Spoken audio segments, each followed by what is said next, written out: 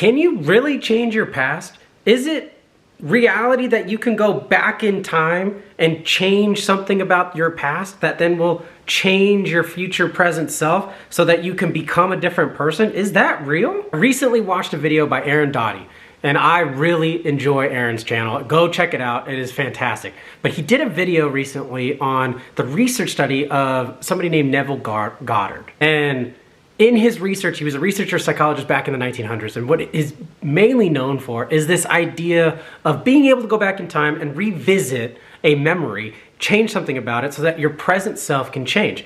And what I love about that is I believe that we are all a summation of our past. All of our experiences, all of our past traumas, all of our past excitements, our wins, everything. The way that I sit right now, who I am, is a summation of all of my past coming together right now to this moment, and so are you. So this idea that we can go back in time and change something that maybe we don't like, or that maybe we recall the memory differently, and then it changes who we are now for the better, fascinates me. Had to go down a rabbit hole, so here we go. Number one, neuroscience tells us that when we recall a memory, I think of it as like a Rolodex, which if you're too young to know what a Rolodex is, I'm dating myself. But we go through a file cabinet, there you go. We go through a file cabinet and we find the memory that we want. We pull it out and we look at it. When we look at it, based on the emotional state that we are recalling the memory right now, is like a lens that we view that memory. And it might distort the memory a little bit. So, for example, if my past is my father was an alcoholic, the house was always chaotic. If I remember something that was very chaotic one day, like a day that he came home drunk and I had to help him actually take his shirts off before he could lay down and pass out, that memory is very traumatic for me. It's really hard for me to actually dig it up and think about it and recall it. So if I'm sitting in a depressed state, very down, very low energy, low vibration, and I recall that memory and I look at it, I'm gonna have a lens of sorrow, despair, negativity as I look at it. And I'm gonna associate little version of me in a very negative way. And it might distort the memory to where it feeds my feedback loop of I'm not worthy, I'm negative, he chose alcohol over me. And that's how I'll recall it. So then when I'm back in my present state, you see how that feedback loop comes. I'm being negative, I'm not worthy, I'm going to fail. This isn't worth my time. Nobody watches these videos, nobody cares about you. That's how that's gonna build up for me. Where what Neville Goddard says, if we sit in a different emotional state, right? We really sit in a place of gratitude almost, a place of that we're happy, right? So for me, how I get in that state, my son is the most important thing to me.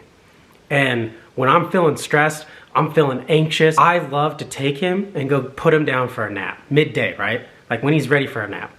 Because the act of rocking him to sleep, us breathing together in this rhythmic state as he's slipping away to sleep, it brings me down and grounds me in a way that I can't explain. If you have kids, you totally understand what I'm saying.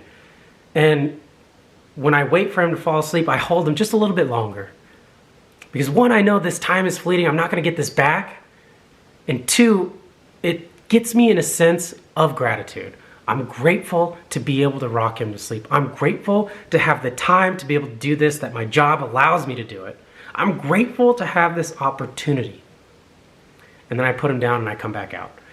Now that I'm in that state, when I go to recall that memory that's traumatic, I'm looking at it at a new lens, a lens of gratitude, a lens of gratefulness, positivity. The new emotion that I feel around that memory is different. And what's crazy is our brain changes the memory somehow. And I'm not a neuroscientist, so I don't know how it does it, okay? But what I have found doing this meditation and doing this practice is, and it's very powerful, it's really difficult to do it, but when you do it, the memory and the way that I associate with it changes. For me, it changed positively. So now, was it a traumatic event? Yes. When I think about it now, I think of that moment built the man I am today. It now allows me to love harder, to be a better father, to be a role model, to be a role model for my wife, to be a better husband, to be present for every single moment, like rocking my son to sleep at 1 in the afternoon. To have that opportunity. I am who I am because of that moment. And then I slip it back in the file cabinet and I close it. But it's so powerful because now the way that I associate the past is no longer this big traumatic event that I can't even talk about anymore.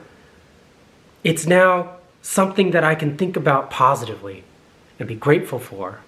As hard as I know that is, trust me, I know that's hard. I had many therapy sessions where I was screaming at my therapist saying, there's no effing way that I will ever think about this as gratitude. There's no way. But it's true.